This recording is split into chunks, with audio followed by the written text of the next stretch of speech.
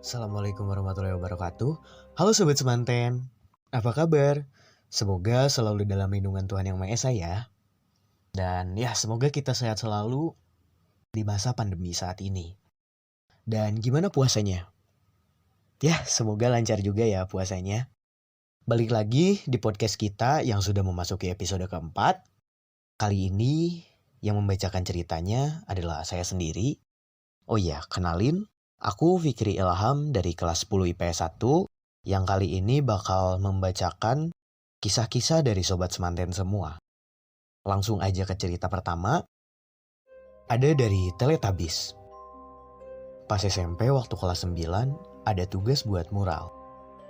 Pulang tuh selalu sore banget, sampai diusir dulu sama guru baru mau pulang.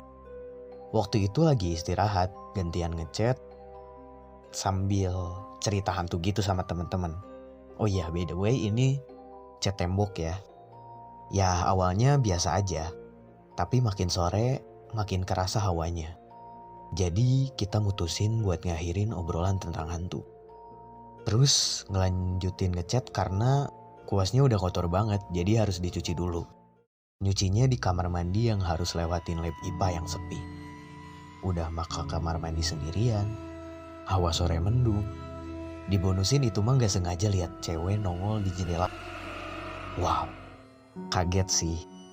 Tapi ya tetap ke tujuan awal aja, mau nyuci kuas. Tapi pas udah nyuci kuas, gak jadi ngechat, malah bilang ke teman-teman, udahan yuk, beresin aja, mau hujan. Alasannya ya bilang kayak gitu. Dan akhirnya kita beres-beres, tapi gak langsung pulang, malah ngobrol dulu di parkiran. Aku nyeritain yang tadi aku lihat, dan semua pada takut. Akhirnya pulang, dan besok paginya punggung sakit banget.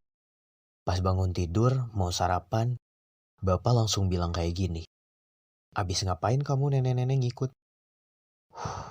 Kaget banget kan? Kayak baru bangun udah dibilang kayak gitu. Wah, serem banget sih itu kayak...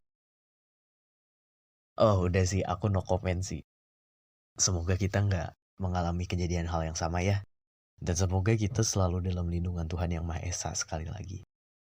Jangan lupa berdoa di tempat yang sepi. Jika melihat si dia, kita harus kuat iman dan ya, percayakan semuanya kepada Tuhan.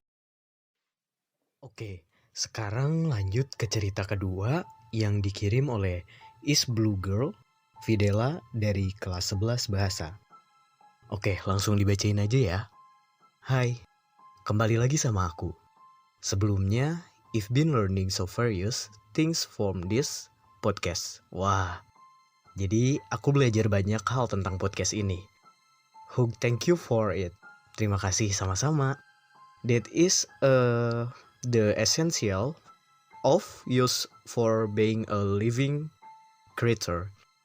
Itulah yang terpenting bagi kita untuk menjadi makhluk hidup. Learn, belajar, grow up, tumbuh, making mistake, membuat kesalahan, up and down, naik dan turun. You cannot be the best at let's try your best, right? Kamu gak bisa jadi yang terbaik, seenggaknya mencoba jadi yang terbaik kan? Wih, keren banget. Maaf bahasa Inggrisnya agak... Ya, gitulah. Oke, dilanjut lagi. Sini deh, aku mau bisikin suatu hal yang dikutip dari seorang filosof terkenal. Yang teorinya sangat korespondensi dengan keberadaan yang amat kontemporer. Namanya yaitu Sartre. Cinta laksana pohon yang tumbuh di hutan belantara. Tumbuh di bawah rimbunan pepohonan besar tanpa sinar matahari. Pohon itu tetap tumbuh, tapi tingkat pertumbuhannya akan lebih sempurna jika terkena sinar matahari. Matahari yang menyinari pohon, itulah wajah. Sebenarnya itu kutipan yang udah diterjemahin ke dalam bahasa Indonesia sih. Tapi, terlepas dari apa yang ada, mungkin kutipan itu menjadi kenangan di arteri kehidupan ini. Kalian merasa nggak kalau itu sketsa filantropi? Salah satu pohon tumbuh di bawah sinar matahari yang niskala ia kehilangannya karena ia nggak mengerti apa hakikat asmara, jatuh cinta atau hanya sekedar suka. Dua hal itu bertolak belakang loh. Jatuh cinta merupakan level yang tinggi. Saat kamu melihat dia apa adanya dan menghargai segala keterbatasannya, itu merupakan jatuh cinta. Menurutku, cinta itu salah satu misteri kehidupan. Dan yang paling aku takuti, lah, kok bisa gitu? Iya, kalian berpikir cinta itu akan happy ending atau enggak? Kalau kata aku sih, enggak. Soalnya ujung dari cinta dapat mengakibatkan tangis yang menjadi pikiran tersendiri dalam otak. Hal ini bukan peralihan dari kisah cintaku yang dramatis. Tapi cinta itu misteri dan kita yang membuatnya menjadi hal yang ditakuti. Cinta bisa didapatkan bukan hanya dari sosok manusia yang menghuni dunia ini aja loh. Tapi bisa juga dari sosok lain yang tak kasat mata. Itu prolog dari karangan kali ini. Banyak hal yang berenang di kepala. Cerita orang dari sana-sini menyebabkan kehiruk pikukan tersendiri dan yang beraroma masam. Ada sebuah pengalaman yang mungkin gak mengenakan hati. Sahabatku yang memiliki Nayanika pernah meninggalkan pikiran yang amat terdalam bagiku. Seharusnya gak perlu aku hiraukan. Jadi aku gak takut menjalani kehidupanku ini. Setiap kata punya konsekuensi. Begitupun kehampaan. Percaya gak rasa cinta dapat menimbulkan depresi? Apalagi cinta dari sosok lain. Bahwa ia sendirian, ditinggalkan di bumi di tengah-tengah tanggung jawabnya yang tak terbatas. Tanpa bantuan, tanpa tujuan lain selain yang ia tentukan sendiri.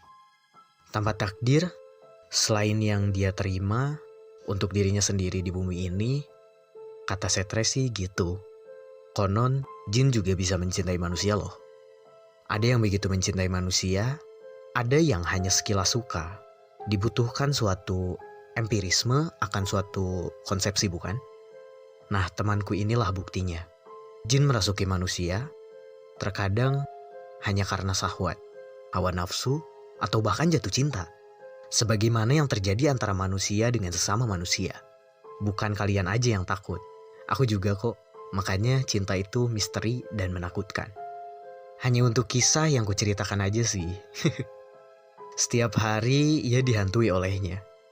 Tentu saja, ia tidak berharap hal ini bakal terjadi di kehidupannya. Namun, ya mau gimana lagi? Aku bilang padanya bahwa hal ini merupakan balasan dari apa yang sudah ia perbuat. Ketidaktaatan atas perintah dan larangan Tuhan. Setiap kata punya konsekuensi, begitupun kehampaan. Kehampaan menjadi teman hidupnya. Karena ia tidak bisa terlepas dari taksiran si dia yang lagi kasmaran. Temanku ini sering bermimpi seorang lelaki dan juga sering mudah jatuh hati. Untuk seorang lelaki, itu bukan hal yang wajar karena kita ini bukan piala bergilir yang mudah memahami sifat seseorang. Kalian bayangin deh, gimana rasanya dicintai oleh sosok yang tidak kasat mata. Bundaku selalu bilang, buat memperluas relasi. Sekalinya dapat seorang teman, dia malah nyeritain kisah yang seperti ini. But it's okay. I'm good friend. And give a favor in order to relive her smell piece of grape. Jin sebenarnya telah mendampingi hidup kita sejak kecil. Mereka mengamati dan mengikuti. Karena realitanya mereka hidup di samping kita. Mereka tahu baik buruknya kita. Mereka melihat di saat kita tidak mau dan tidak etis untuk menampakkan diri di hadapan orang-orang.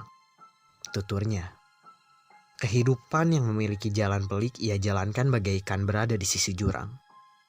Ia menahan kesedihannya yang tak disadari menuai titik hitam di hatinya.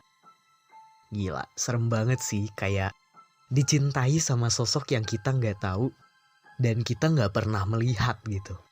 Kayak serem banget gak sih, kayak wow.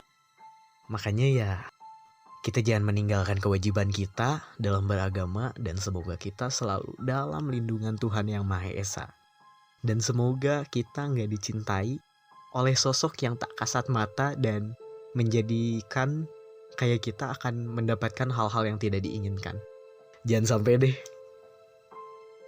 Oke, sekarang kita lanjut ke cerita yang ketiga.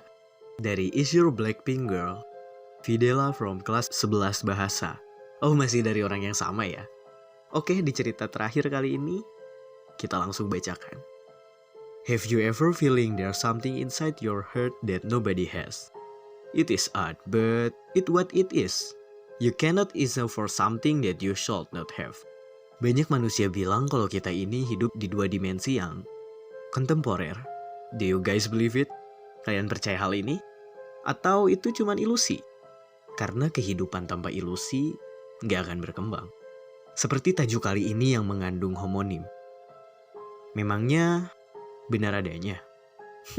Entahlah. Kalian harus realistis atas suatu sintesis yang kalian yakini. Jadi, kejadian kali ini bermula ketika aku sedang merasa gak enak badan. Jam berdetak kencang di pukul 8 malam. Angin bertiup tipis laksana malam yang cendala. Setelah melakukan kewajibanku kepada Yang Maha Esa, aku pun lekas tidur.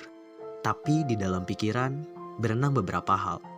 Duh, gimana nih kalau gue besok kagak bisa sekolah online? Oh my god, kagak enak badan bener dah. Mana kucing gue lagi sakit, dan banyak yang lainnya. Karena pikiran itu merupakan arteri dari kehidupan yang sangat merambat ke berbagai hal. Karena badan sedang tak karuan untuk melakukan banyak hal. Aku pun langsung tertidur pulas. Sukma ini tidak sadar akan suatu hal yang membentengi untuk bergerak. Alhasil aku sadar atas apa yang kulihat. Namun, aku gak bisa melontarkan satu kata ataupun satu kalimat. Tangan aku panas, badan dicegah untuk bergerak oleh suatu hal yang kasar. Tatapan hanya melihat secelah cahaya. People call it sleep paralysis.